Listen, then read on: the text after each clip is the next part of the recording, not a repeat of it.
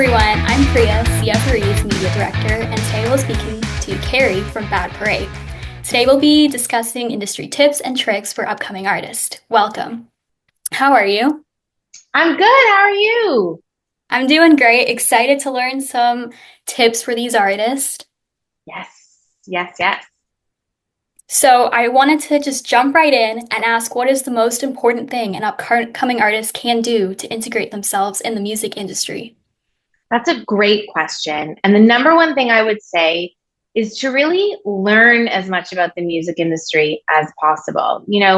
This is going to be a recurring theme as we talk, but gone are the days where an artist could just be an artist. They really have to know all the aspects of the industry, who the key players are, and all the ways that they can get their music out there. Once upon a time, artists really could make music, go to a record label, and they would take care of everything. But those days are so over, and the sort of gates have been blown off the hinges. Anybody can create music and anybody can release it. So, the number one thing I would say to artists who are in the beginning stages of their career is really spend the time learning about different aspects of the industry, learn what publicity is, learn what publishing is, learn about radio tracking, learn how you can distribute your music. There's multiple different ways. Try and understand it all, because as you grow, it's also going to be really, really helpful for you to make smarter decisions in an industry that has, a ton going on. There's so many people. So really try at the beginning of your career to just, spend a lot of time Googling, researching, talking to a lot of people and learning about the industry. Would this include like marketing yourself and social media as well?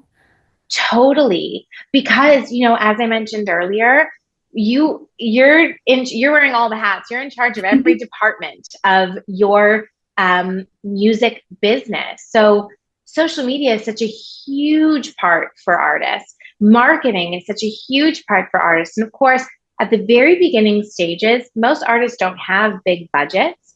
So what I would say is definitely learn about social media strategies for getting your music out there. Definitely learn about marketing. If you can't afford to bring on a publicist, and to be honest, in the very, very beginning, I wouldn't necessarily recommend a publicist if you're releasing your first or second track. You'll want to figure out ways that you can still push yourself out there. And one of my biggest pieces of advice is to start local. I always tell artists, if you're from Hamilton, Ontario, Mississauga, Winnipeg, Manitoba, wherever you're from, you know your local landscape better than anyone. You know where people get their news. You know what blogs they're following. You know what radio stations they're listening to. Start there. Make a list of local media and send your music out to them. Because, bringing on a publicist is really cost prohibitive at the very beginning. Same with radio tracking.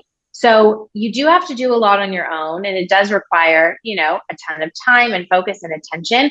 But there are so many things that you can do on your own that it's worthwhile to give it a shot.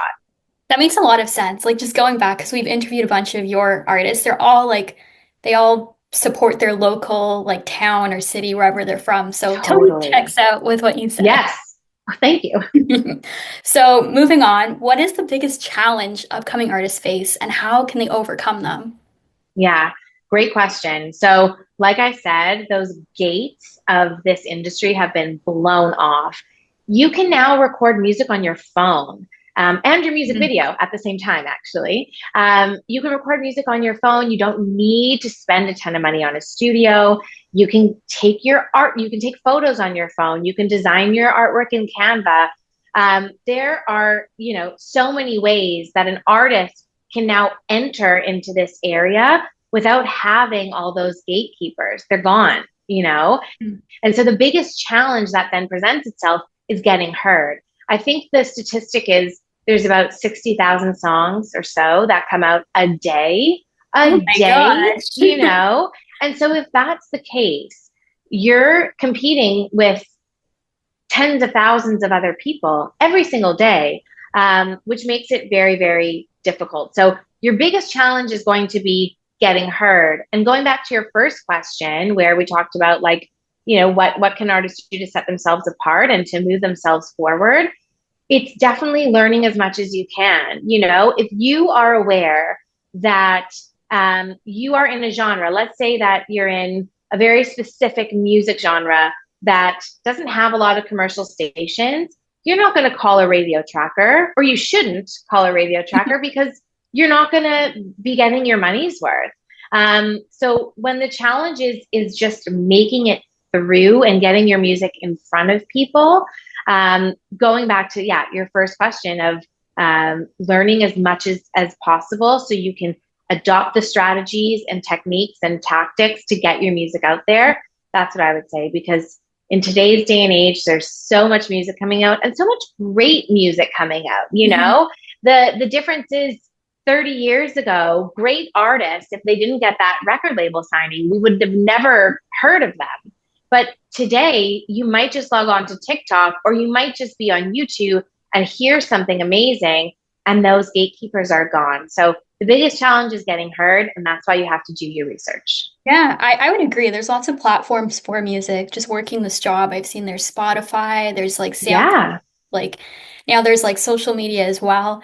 And your totally. comment made me think about like this was like before me, but my parents would tell me like the best artist was always on like MTV. Like they would be featured Right, there and they would have like their video right. and like it would be like in the corner, MTV video and stuff like that. And I was like, yeah, we That's don't right. really do that anymore. Like anyone can literally post anything at any time and anyone can make Exactly. video now.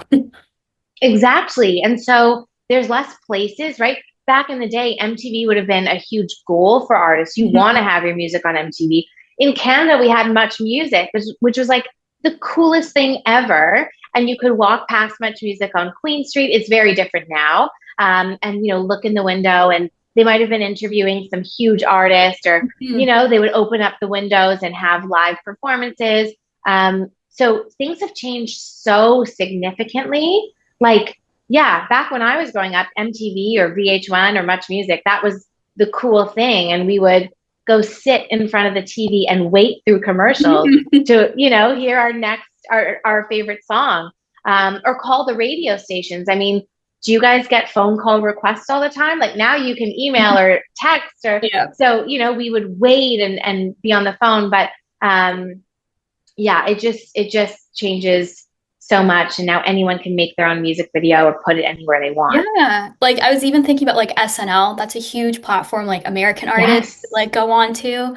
And I'm like, yeah, you don't really Yeah. need that big like televised exposure anymore. You can like Right. go on live on Instagram and like cater That's to right. is on there. Yeah. So That's right. But in these days, like we don't even, so in the olden days, and now I feel so old for saying this, we would have to sit down. If we knew our favorite artist was going to be on SNL, we'd sit down and watch the whole show. Even if we didn't want to watch all of SNL, we just wanted to watch the music part. Now you can find out that so and so is going to be on there, and 3 minutes later, you can just watch the performance online. So the way that we consume is so different. I will admit, I do miss like the ritual of like when something was like airing live, I would like call my Ah, siblings down and we'd all like run down the stairs, yes, be like locked in, just like absorbing it. We couldn't pause it. I was telling my brother, no exactly. Netflix. We couldn't like rewind it. If you missed it, you missed it. That's right. That's right. And it was so exciting waiting for a music video Yeah. premiere on, you know, and you're just sitting there waiting, and maybe they're doing like pre-interviews or showing old footage. And yeah, those days of like that anticipation, that exciting Mm. anticipation are kind of gone, because you can access music anywhere at any time, you know.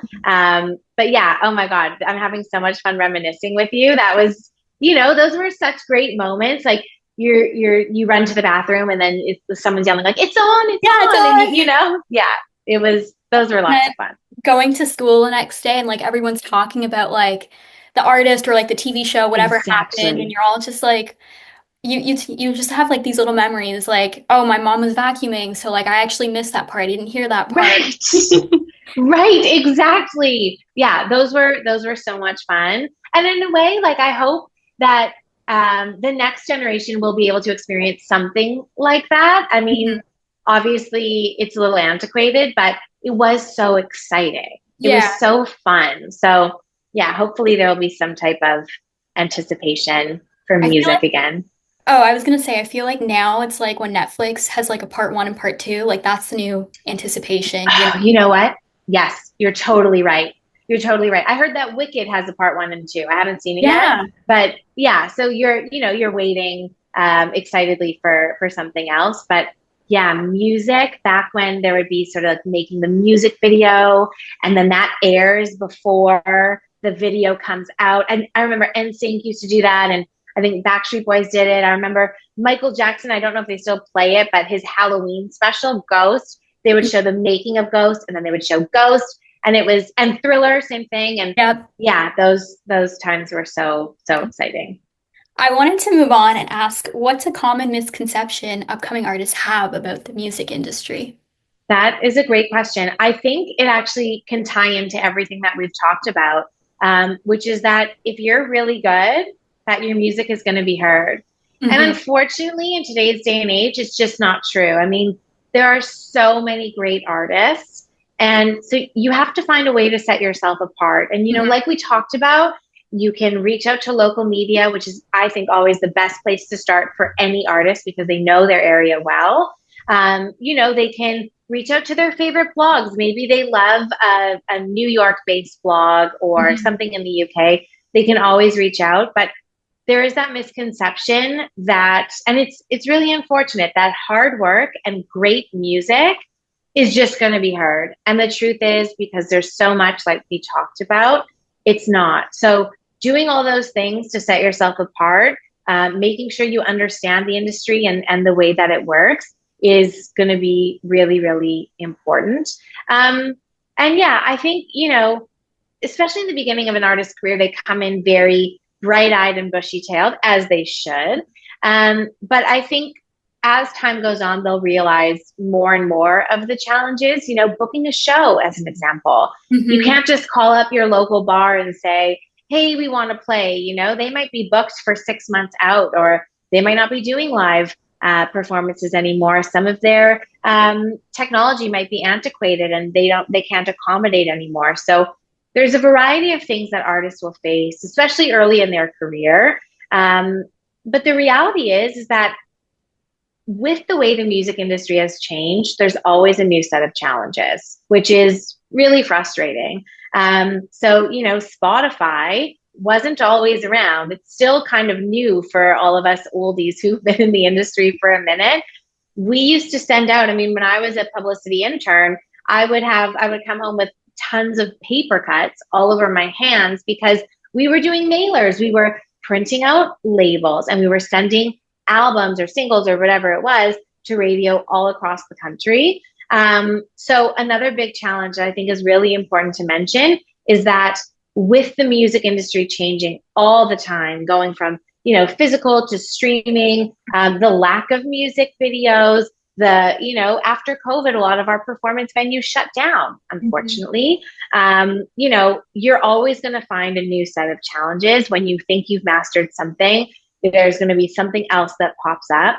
And my biggest piece of advice on that would just be learn from it and roll with the punches. Hmm. All you have to do every single day is put one foot in front of the other. There are some days where you can only take half a step because you're working so hard and you feel like maybe no one's listening or your music isn't going where you want it to. I promise you, if you keep going, you are going to get to the places that you want to be. You just can't give up. Hmm. Yeah, I would agree too. I guess like being a Yeah. jack of trades, it's like I'd say it's like mandatory and like just being able to be adaptable again, like you said. I've Yeah. also heard like other publicists and artists, they always say like if you think one day you're just gonna like get your big break like that, that's not really how it works. Unfortunately, I mean, wouldn't that be nice that you have this great song that you've worked so hard on and then Mhm. you pop it up on TikTok and then like boom, it's viral and you're signed Yeah. to a label and you have $1 million and all that. It would be great. But the reality is that happens once in a blue moon. It's so uncommon. And sure, I mean, some songs will take off and they'll get 100,000 listeners or a million listeners. There's songs that will do well on TikTok and then the music starts moving in the right direction on Spotify. That certainly can Mhm. happen. But those sort of stratospheric moments are so rare. And you have to, like you said, be a jack of all trades and learn all of these aspects. And the difficulty is artists want to be artists, right? Yeah. That makes total sense. They want to be the creative. They want to be creating music and coming up with lyrics and melodies and, playing their instruments. But with the way that the industry is today, you have to be a marketing expert and a publicity expert and a radio expert. And so, there's a lot more for an artist to do. And that makes being a musician and an artist that much more difficult. So that's why I say, I very much understand the difficulty that they face. And my biggest advice would be just keep trying. And on the days that you can only do, 10%, do 10%. And the days you can do 100, do 100. But if you keep going, your music will get in front of the right people and it will be heard. Yeah, for sure. Anything is better than zero. And then just like That's back to your point about like how like they're on like Spotify and like TikTok and like all that stuff. Like I'm just thinking that so many different audiences you have to like cater to because yeah, being on TikTok is obviously very different than being on like Instagram or like YouTube. Like it doesn't all exactly. work the same. Like you can try and like mass produce the same thing and just use it for the same platforms. But Right, then like again, like TikTok is more for short-term content and trends. So then you right, have to be on top of trends, but then you don't want to be a trend chaser. You still want to have right. brands. So like, yeah, like I'm seeing how it can be very overwhelming and like how artists need to prioritize their mental health. Like they're just doing so many things. Totally. Yeah, they're juggling like, and these things are not small, right? You're No, so being on social media and being present and keeping fans up to date no. on what you're doing, that takes a huge effort.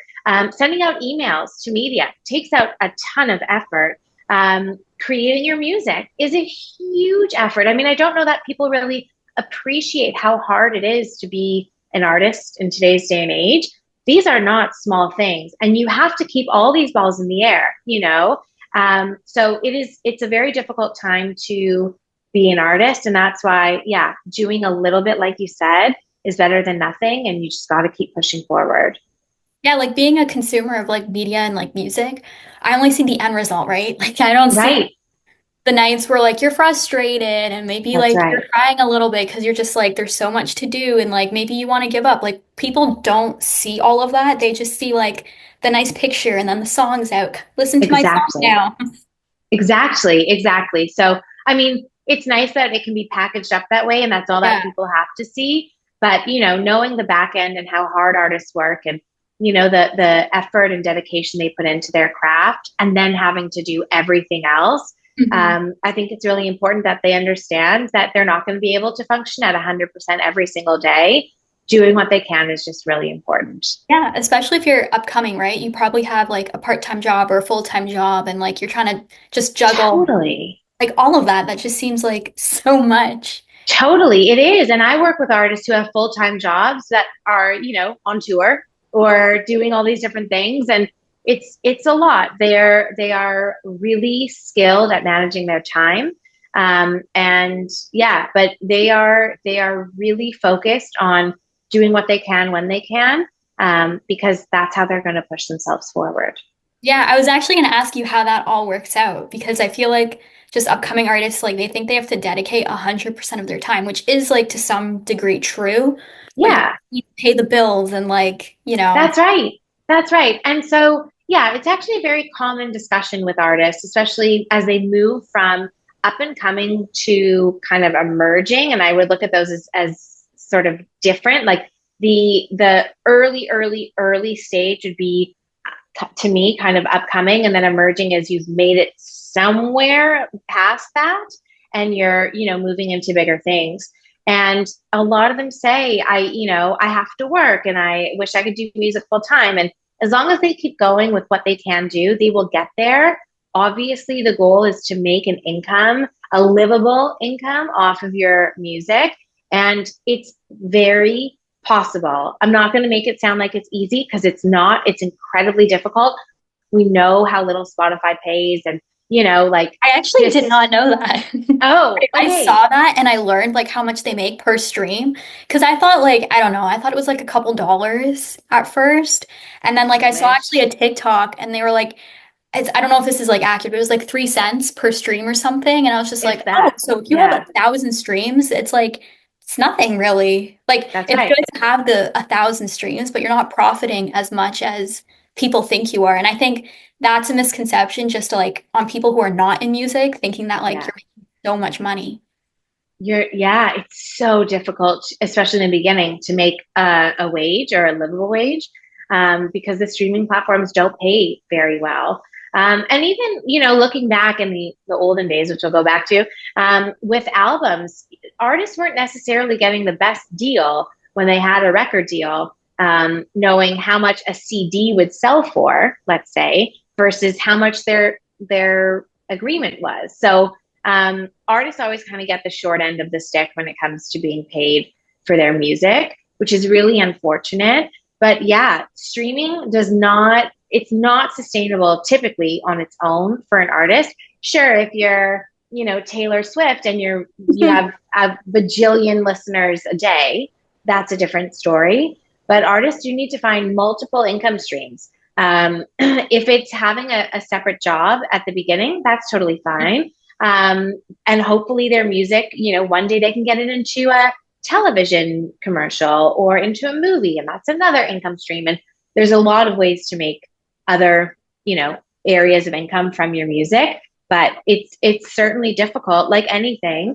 And so, yeah, a lot of artists do have part-time or full-time jobs in order to really push them, into the areas of the industry that they want to be in. Well, even Taylor, she's redone like her old albums, right? And she's made That's them like right. Taylor's version. I don't know the whole story about that, but like I know there's Yeah, the like little brief part is that she didn't own it. She didn't own her music, and a lot of artists don't own their music, Mhm. to be honest. Um, and so anytime her music was played, she didn't get paid. That's why Yeah, she went back and re-recorded it. And really smart on her behalf. brilliant, brilliant. She's like So established now. She'll get the listens, the streams, and for sure. And artists want, and sorry, her listeners, her fans want to support her. So they want to listen to Taylor's version and not the other versions Mhm. that pay someone else. So owning your own music is really, if you can, is really, really important because you can do with it, whatever you want and get paid for it when it's played. Well, this was great. Thank you so much for coming on the show. It was Thank you. great speaking with you. And before we disconnect, did you have any last tips or tricks for our upcoming artist? For sure. I just want to encourage anyone listening to keep going, number one, because this is really difficult. You are not doing something that's easy. No career is easy, and music is particularly hard. So keep at it and do your research. The number one thing that you can give yourself, the best thing that you can do for yourself as an artist, is to learn as much as possible so that when you do get into a meeting with a record label or you sit in front of a publicist or you're talking to someone in radio, you're informed. Knowledge really is power, especially in an industry where other people can own you and own your music. And, like we just talked about Taylor Swift. So please, if there's one thing you take away from this chat, it's to really educate yourself as much as possible. All right. Thank you so much, Karen. I'm Priya on CFRE Radio, and we'll see you next time.